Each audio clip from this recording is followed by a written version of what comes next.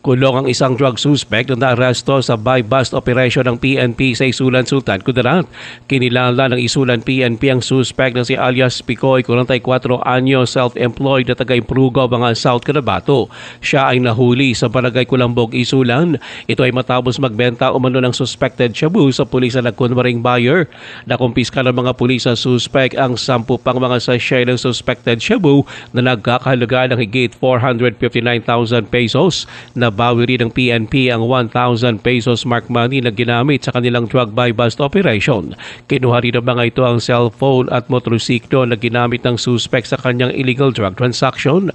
Ang inarestong high-value individual ay naharap sa kasong paglabag sa Comprehensive Dangerous Drugs Act. Samantala, nahuli rin sa search warrant operation ng PNP sa Isulan ang drug suspect na si alias Tata, 42 anyos. Ito ay matapos matuklasan sa kanyang bahay sa Barangay Kalawag 2 ang 6 na mga sachet ng suspected shabu.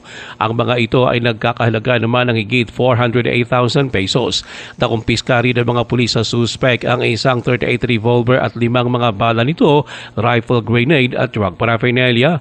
Siya ay kakasuhan ng PNP ng paglabag sa Comprehensive Dangerous Drugs Act at illegal possession of firearms and explosives.